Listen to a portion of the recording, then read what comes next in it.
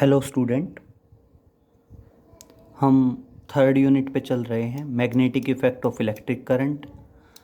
और इसमें next lecture आता है साइक्लोट्रॉन। काफ़ी इम्पोर्टेंट टॉपिक है, एक बार समझेंगे। टॉपिक है that is cyclotron. Clear? Lengthy topics है, अलग अलग हेडिंग बना के चलेंगे। अलग अलग हेडिंग मीन्स सबसे पहले बताएंगे साइक्लोट्रॉन क्या है। साइक्लोट्रॉन के बाद नेक्स्ट हेडिंग आएगी प्रिंसिपल। प्रिंसिपल के बाद नेक्स्ट हेडिंग आएगी डायग्राम। डायग्राम के बाद नेक्स्ट हेडिंग आएगी कंस्ट्रक्शन। कंस्ट्रक्शन के बाद नेक्स्ट हेडिंग आएगी वर्किंग।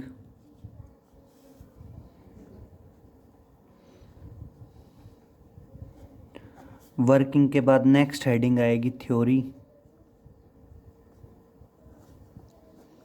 और थ्योरी के बाद लास्ट हेडिंग आएगी लिमिटेशंस। क्लियर? तो देखिए, पहले इन्हीं को करते हैं फिर आगे चलेंगे। सबसे पहला पॉइंट आता है साइक्लोट्रॉन क्या है।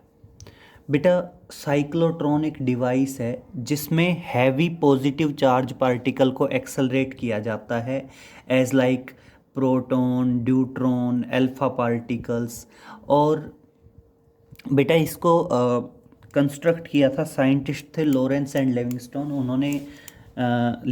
उन्होंने फॉर्म किया था। तो इसलिए साइक्लोट्रॉन क्या बताया जाता है, it is the device which is designed by the scientist Lawrence और Livingstone and which is used to accelerate the heavy positive charge particles like deuteron, proton, alpha particle etc. Clear? तो देखो cyclotron में क्या बताओगे, it is the device which is used to accelerate, it is the device which is used to accelerate, जो use की जाती है, किस लिए यूज़ की जाती हैं बेटा, which is used to accelerate heavy positive charge particle. It is the device which is used to accelerate heavy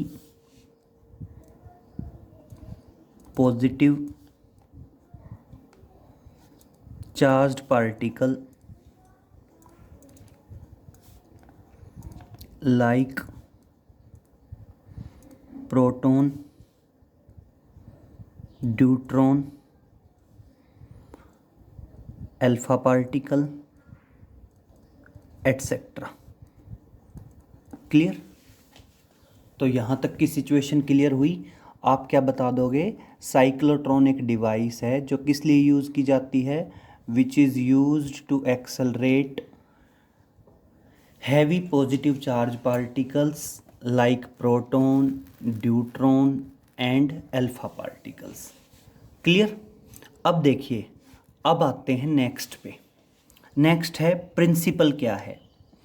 बेटा, साइक्लोट्रॉन के अंदर दोनों फील्ड अप्लाइड होते हैं, इलेक्ट्रिक फील्ड भी और मैग्नेटिक फील्ड भी, और दोनों एक दूसरे के परपेंडिकुलर अप्लाइड होते हैं।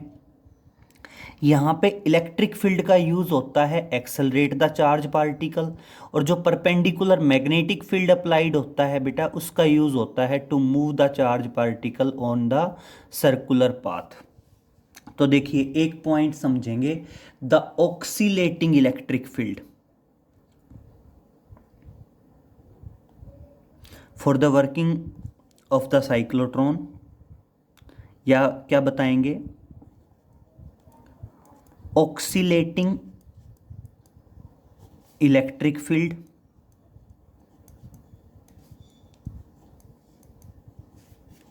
अब समझना, ऑक्सीलेटिंग का मतलब क्या होता है? ऑक्सीलेटिंग इलेक्ट्रिक फील्ड का मतलब होता है जिसकी डायरेक्शन एक फिक्स टाइम इंटरवल में लगातार कॉन्टिन्यूसली क्या होती रहे, चेंज होती रहे। तो देखो क्या बताओगे, oscillating electric field is applied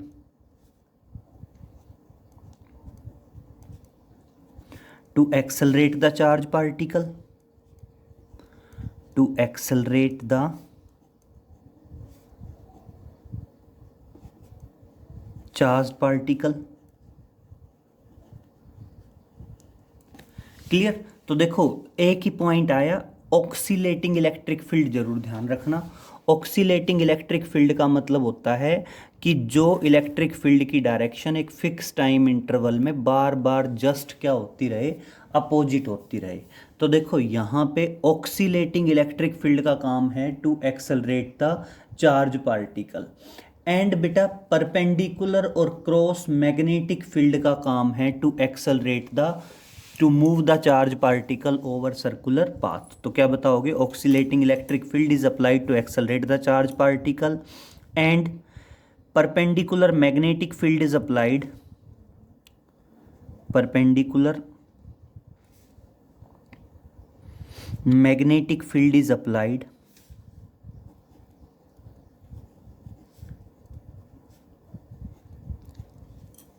to move the charge particle, to move the charged particles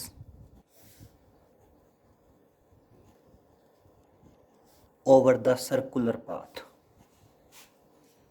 over the circular path। Clear हुआ?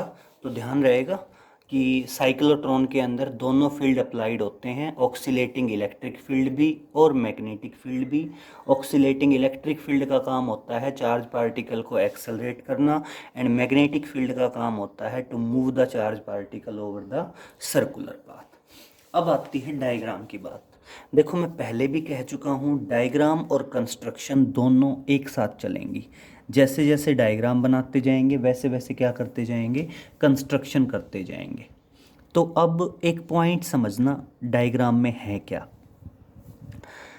सपोज करो आप कोई भी दो मेटेलिक डिस्क लेते हैं और दोनों मेटेलिक डिस्क के बीच में दोनों एक दूसरे के पैरेलल कर लीजिए और दोनों के बीच में कुछ गैप रखिए। उस गैप को आउटर लाइन से कवर कर दीजिए और आउटर लाइन से कवर करके बीच में से कट कर दीजिए। इस तरह से मान लीजिए आप कहते हो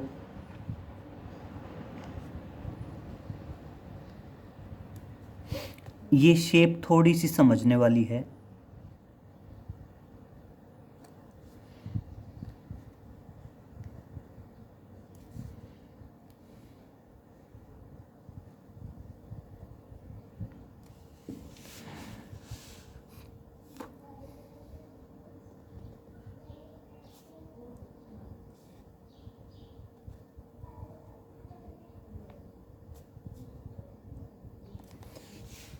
बेटा ये जो है, ये आप मान लीजिए दो डीज हैं। डीज मतलब इसका जो अपर पोर्शन है वो भी कवर्ड है, इसका लोअर पोर्शन है वो भी कवर्ड है, और जो आउटर एज है वो भी कवर्ड है। इधर से गैप है, इधर से हम इसके अंदर एंटर कर सकते हैं। ऐसे ही ये भी अपर पोर्शन कवर्ड है, इसका लोअर पोर्शन कवर्ड है, आउटर पोर्शन कवर्ड है, और इधर से गैप है। मतलब हम यहाँ से इधर एंटर करके और ऐसे सर्कुलेट कर सकते हैं, घूम सकते हैं, बाहर नहीं जा सकते। और इनकी शेप जो है वो इंग्लिश लेटर डी की तरह है, इसलिए इनको क्या बोल दिया जाता है, डीज बोल दिया जाता है। तो सबसे पहले कंस्ट्रक्शन में क्या आएगा, consider two dees D1 and D2 which are parallel to each other and small separation between them, and there is a window W in the D1 through which charge particle is exit out। और D1 के अंदर एक window है W जिसमें से charge particle बाहर exit out होके आ जाएगा। क्लियर? अब क्या है बेटा, हमने दोनों फील्ड अप्लाइड करने हैं, इलेक्ट्रिक फील्ड भी अप्लाइड करना है और मैग्नेटिक फील्ड भी। अब देखो इलेक्ट्रिक फील्ड अप्लाई हो सकता था सिंपल, आप एक डी को पॉजिटिव बना देते हैं, एक डी को नेगेटिव, और इलेक्ट्रिक फील्ड हो जाता पॉजिटिव से नेगेटिव। लेकिन वो आपका क्या होता, स्टेबल इलेक्ट्रिक फील्ड होता। और हमें कैसा इलेक्ट्रिक फील्ड चाहिए, ऑक्सीलेटिंग इलेक्ट्रिक फील्ड चाहिए। तो इसलिए ऑक्सीलेटिंग इलेक्ट्रिक फील्ड का मतलब क्या होगा, ये पॉजिटिव ये नेगेटिव, कुछ टाइम के बाद ये नेगेटिव ये पॉजिटिव, फिर कुछ टाइम के बाद ये पॉजिटिव ये नेगेटिव। और ऐसा करने के लिए हमें यहाँ पे क्या करना पड़ेगा, एसी ऑक्सीलेटर कनेक्ट करना पड़ेगा। और ये एसी ऑक्सीलेटर क्या करेगा, डीज की पोलरिटी को चेंज करता रहेगा, और दोनों डीज के बीच में ये जो स्पेस है, इस स्पेस के अंदर आपका ऑक्सीलेटिंग इलेक्ट्रिक फील्ड अप्लाइड हो जाएगा। Clear? Then oscillating electric field is applied by using the oscillator. फिर रह गया बेटा मैग्नेटिक फील्ड। अब देखो ये डायग्राम 3 डायमेंशनल है। इलेक्ट्रिक फील्ड इस प्लेन में अप्लाई हो गया, मैग्नेटिक फील्ड क्या होगा बेटा, इसके ऊपर और इसके नीचे की तरफ अप्लाई करना पड़ेगा, ऊपर और नीचे की तरफ अप्लाई करना पड़ेगा। तो मैं ऐसे दिखा दूं, मान लीजिए ये क्या आ गया, नॉर्थ पोल, और ये क्या आ गया, साउथ पोल, और इस तरह से मैग्नेटिक फील्ड भी अप्लाइड हो गया। और ध्यान रखना, इलेक्ट्रिक और मैग्नेटिक फील्ड दोनों एक दूसरे के परपेंडिकुलर हैं, and also perpendicular to the direction of motion of charge particle. तो एक तरह से मैग्नेटिक फील्ड, इलेक्ट्रिक फील्ड और मोशन ऑफ चार्ज पार्टिकल, 3 चीज़ों को हमने डील करना है। अब समझिए, मान लीजिए ये है पॉइंट पी जहाँ पे आपने चार्ज पार्टिकल को प्लेस करना है। तो देखिए डायग्राम कंप्लीट नहीं हुआ है, लेकिन कंस्ट्रक्शन कंप्लीट हो गई है। कंस्ट्रक्शन को समझेंगे क्या है। कंस्ट्रक्शन में आपने कम से कम 7-8 लाइनें लिखनी हैं। अब समझिए क्या आएंगी कंस्ट्रक्शन की 7-8 लाइनें। Consider 2 dees which are parallel to each other, small separation between them and hollow inside। hollow inside का मतलब समझ गए, इधर से हम इसमें एंटर कर सकते हैं। Clear? 2 Ds which are parallel to each other, small separation between them and hollow inside। फिर बताओगे oscillating electric field is applied by using the oscillator and magnetic field is applied by using the north pole and south pole as shown in the figure। There is a window W in the D1 through which charge particle is exit out। Clear? And point P at which the charge particle is placed which is to be accelerated। जिस charge particle को accelerate करना है उस charge particle को कहाँ पे रखा जाएगा, P पे रखा जाएगा। क्लियर? अब वर्किंग समझेंगे बहुत ध्यान से। बेटा मान लो आपने प्रोटॉन को एक्सेलरेट करना था, आपने प्रोटॉन को रख दिया P पे। क्लियर? ऑक्सीलेटर ने क्या किया, D1 को बनाया पॉजिटिव और D2 को बनाया नेगेटिव। तो अब बेटा इलेक्ट्रिक फील्ड पॉजिटिव से नेगेटिव, जो प्रोटॉन P पे रखा था वो प्रोटॉन अब किस तरफ एक्सेलरेट होगा, D2 की तरफ एक्सेलरेट होगा। क्लियर? क्योंकि पॉजिटिव चार्ज पार्टिकल, आप वैसे भी मान के चलिए पॉजिटिव को पॉजिटिव रिपेल करेगा, नेगेटिव अट्रैक्ट करेगा। तो जो प्रोटॉन P पे रखा था वो कहाँ एक्सेलरेट होगा, टुवार्ड्स द D2 एक्सेलरेट होगा। किसका काम खत्म, इलेक्ट्रिक फील्ड का काम खत्म, उसने चार्ज पार्टिकल को एक्सेलरेट करा दिया। अब क्या है बेटा, फंक्शनिंग करेगा मैग्नेटिक फील्ड। जो मैग्नेटिक फील्ड है वो वेलोसिटी के परपेंडिकुलर है। भाई वेलोसिटी इधर जा रही है, मैग्नेटिक फील्ड ऊपर से और नीचे से अप्लाइड है, तो वेलोसिटी और मैग्नेटिक फील्ड के बीच का एंगल अगर 90 डिग्री है तो चार्ज पार्टिकल स्ट्रेट पाथ पे ट्रेवल कर ही नहीं सकता। चार्ज पार्टिकल कैसा पाथ फॉलो करेगा, सर्कुलर पाथ फॉलो करेगा। और सर्कुलर पाथ फॉलो करते हुए जैसे ही चार्ज पार्टिकल घूम के बीच में पहुंचेगा, दोनों डीज के बीच में आएगा, बिल्कुल उसी time oscillating electric field, oscillator अपना काम करेगा। और ऑक्सीलेटर क्या करेगा, D1 को नेगेटिव कर देगा और D2 को क्या कर देगा, पॉजिटिव। और ऐसा करते ही अब चार्ज पार्टिकल किस तरफ एक्सेलरेट होगा, D1 की तरफ। मैग्नेटिक फील्ड उसको फिर से सर्कुलर पाथ फॉलो कराएगा, चार्ज पार्टिकल यहाँ घूम के आएगा, जैसे ही बीच में आया अगेन पोलरिटी चेंज, फिर एक्सेलरेट होगा। और इस तरह से जैसे जैसे चार्ज पार्टिकल घूम के बीच में आता रहेगा आपकी पोलरिटी चेंज होती रहेगी और charge particle get accelerated in the cyclotron, और आपका चार्ज पार्टिकल क्या होगा, साइक्लोट्रॉन के अंदर एक्सेलरेट हो जाएगा and exit out through the window W and hit the target. Clear? तो ये जो बेसिकली ट्रैक दिखाया गया है ये चार्ज पार्टिकल का पाथ है on which charge particle get accelerated. अब डायग्राम कंप्लीट हुआ है और वर्किंग भी कंप्लीट हो गई। एक बार वर्किंग रिपीट कर रहे हैं, देखना वर्किंग में क्या बताओगे, बेसिक समझ लीजिए। The charge particle which is to be accelerated is placed at point P। Oscillating electric field make D1 positive and D2 negative.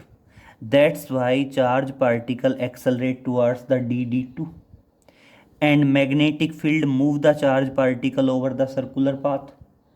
As soon as the charge particle reaches in between the space of the D's, polarity get changed. Polarity get changed means क्या है, D1 becomes negative, D2 becomes, this time charge particle accelerate in the D1, follow the circular path, again reaches in between the space of the D's, again polarity get changed, D1 becomes positive, D2 becomes negative. This time the charge particle again follow the circular path in the D2, and this process goes on continuously and charge particle get accelerated in the D's and exit out through the window W and hit the target. Clear? तो इस तरह से समझें एक बार, 5 heading complete हो गई, cyclotron, principal, diagram, construction और working. एक बार रिपीट कर रहा हूं, 5 हेडिंग समझेंगे। सबसे पहली हेडिंग आई साइक्लोट्रॉन। साइक्लोट्रॉन में क्या बताओगे, it is simple the device which is use to accelerate the heavy charge particles like proton, deuteron, alpha particle etcetera. Principle में क्या बताओगे, oscillating electric field is applied to accelerate the charge particle and perpendicular magnetic field is applied to move the charge particle over the circular path. Clear? Diagram आ जाएगा। Construction में चलते हैं। Construction में क्या आएगा, consider 2 D's which are parallel to each other, small separation between them and hollow inside. In the D1 there is a window W through which charge particle get exit out. Oscillating electric field is applied by using the oscillator and magnetic field is applied by using the north pole and south pole as shown in the figure. Construction complete। फिर आते हैं working पे। Working में क्या बताओगे, the charge particle which is to be accelerated is placed at point P. Oscillator make the D1 positive and D2 negative. Hence the charge particle get accelerated towards the D2 because charge particle having positive charge and it may be accelerated towards the negative charge, hence it is accelerated towards the D2. Final. Now due to the perpendicular magnetic field, charge particle will follow the circular path. As soon as it reaches between the space of the D's, polarity gets changed.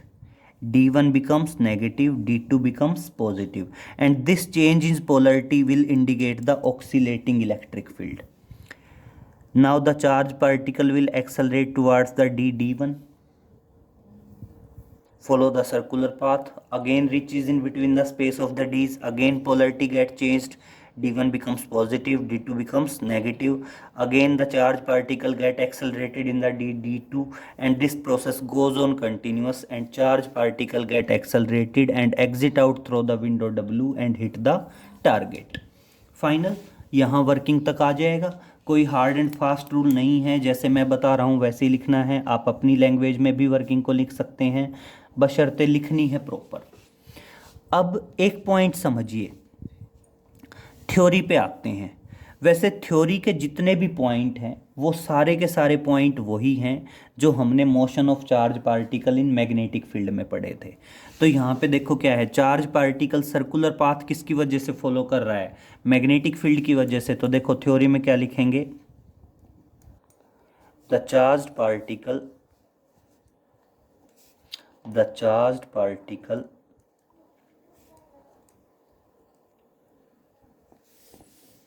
follows the circular path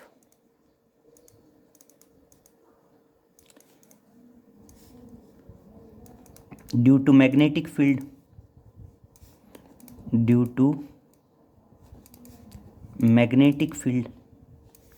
और इसलिए बेटा आपका जो magnetic force है वो magnetic force किसके बराबर आएगा?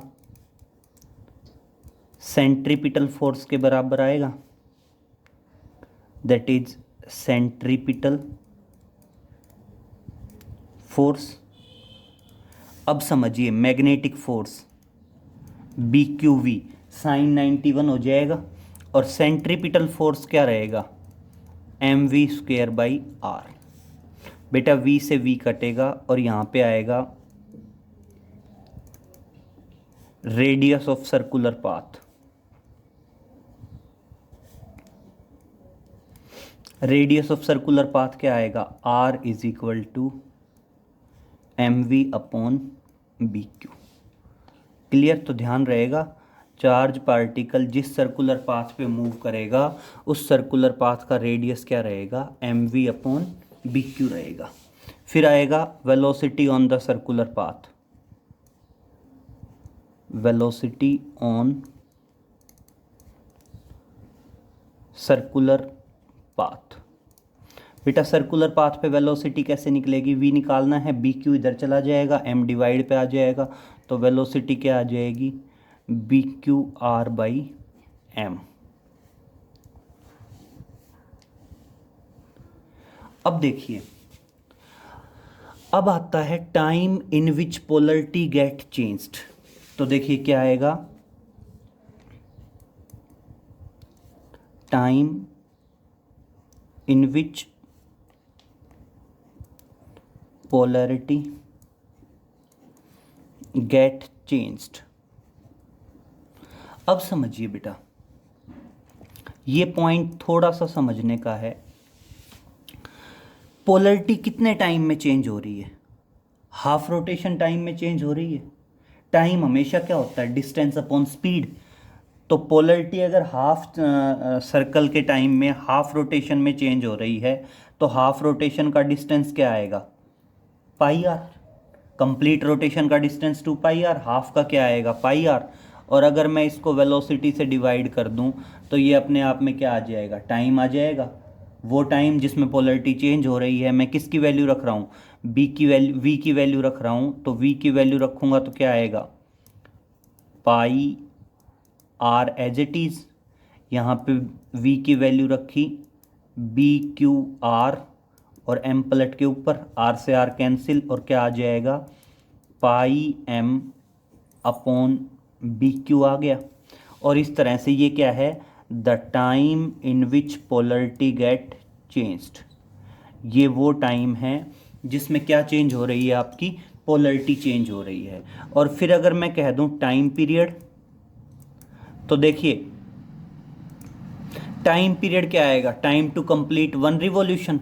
और बेटा कभी भी ध्यान रखना, टाइम पीरियड क्या आएगा? जस्ट इसका डबल आएगा, ट्वाइस ऑफ स्मॉल t, और क्या आ जाएगा? 2πm/bq। और इस तरह से ये क्या आ गया? The time period of complete revolution.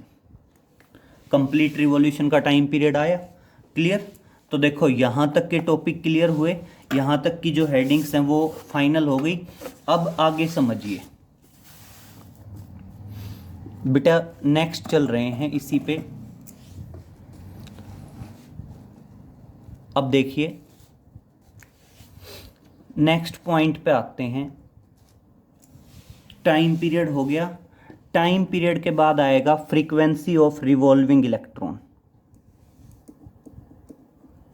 Frequency of revolving electron. Frequency of revolving electron नहीं, सॉरी, रिवॉल्विंग प्रोटॉन या positive charge particle. Revolving charged particle. Revolving charge particle की फ्रीक्वेंसी क्या आएगी, समझें। फ्रीक्वेंसी हमेशा क्या होती है, रेसिप्रोकल ऑफ टाइम पीरियड। तो क्या आएगी, रेसिप्रोकल ऑफ टाइम पीरियड करेंगे तो टाइम पीरियड का रेसिप्रोकल करेंगे तो क्या आएगा, बी क्यू अपॉन 2πm आएगा। And this is known as cyclotron frequency,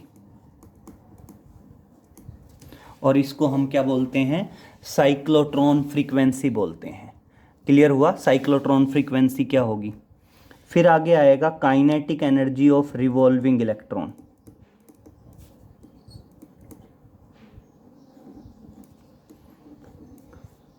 kinetic energy of revolving charged particle.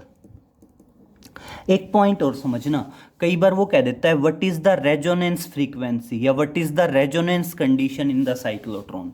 तो ध्यान रखना, ऑक्सीलेटर की फ्रीक्वेंसी और ऑक्सीलेटिंग चार्ज पार्टिकल की फ्रीक्वेंसी अगर दोनों एक दूसरे के इक्वल हो जाएं तो उसको बोलते हैं resonance condition in the cyclotron. कई बार पूछ लिया जाता है what is the resonance condition in the cyclotron, तो क्या बताओगे, frequency of the oscillator and frequency of the cyclotron या frequency of oscillating charge particle will becomes equal to each other, then it is known as the resonance condition।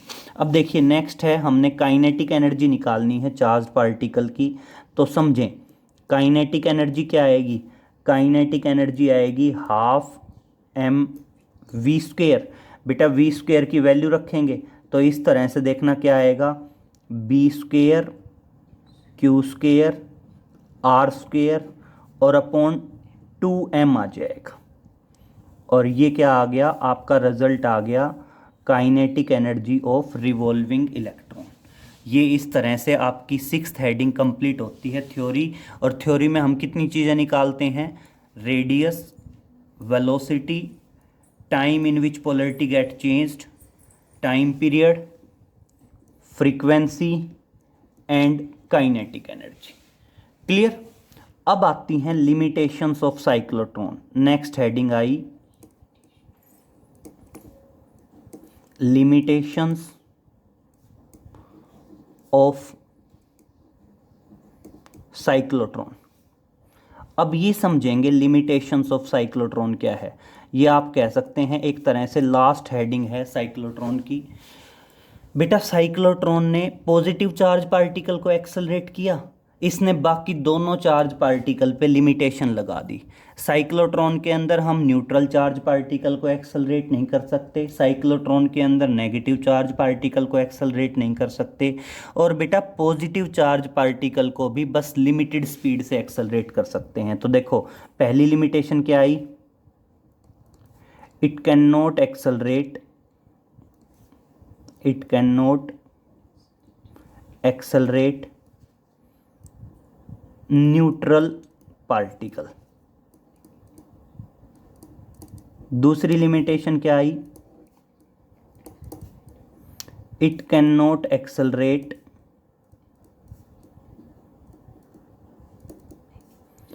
Negative charged particle.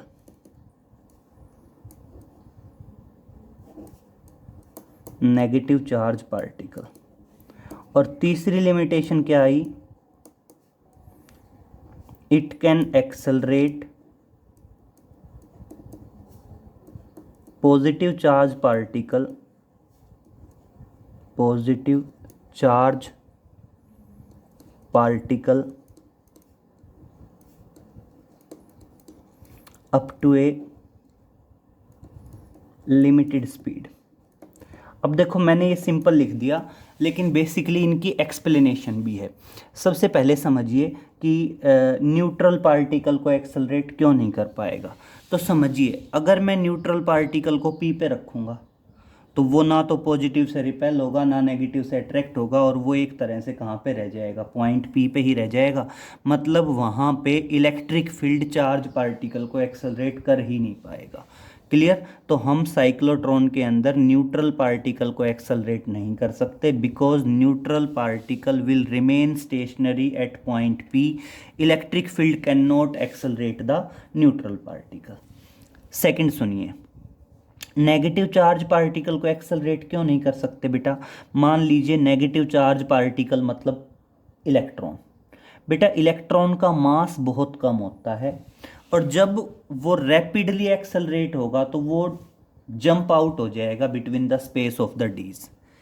When a negative charge particle get accelerated rapidly then it jump out the space between the dees and can not be accelerated, और इसलिए accelerate नहीं हो पाएगा। And बेटा positive charge particle को limited speed से क्यों accelerate करेंगे। बेटा जब पॉजिटिव चार्ज पार्टिकल को हाई स्पीड से एक्सेलरेट करना शुरू करेंगे, वो हाई स्पीड से मूव करना शुरू होगा, तो उस टाइम पे क्या होगा बेटा, उसका मास वेरी करने लग जाएगा, मास इंक्रीज होना शुरू हो जाएगा according to the relation rest mass and mass in motion m is equal to m nought upon under root 1 minus v square by c square. आपने पढ़ा भी होगा, उसके अकॉर्डिंग मास वेरी होगा। मास वेरी होगा तो टाइम पीरियड चेंज हो जाएगा इन विच पोलरिटी गेट चेंज्ड, और चार्ज पार्टिकल पहुंचेगा उससे पहले पोलरिटी चेंज हो चुकी होगी या पहुंचने के बाद पोलरिटी चेंज होगी। क्लियर। तो इस तरह से डिस्टर्ब हो जाएगी पूरी वर्किंग। तो क्लियर, ये आप पूरा टॉपिक देख लेंगे, इम्पोर्टेंट है। बाकी नेक्स्ट लेक्चर में मिलते हैं बेटा। Okay, thank you.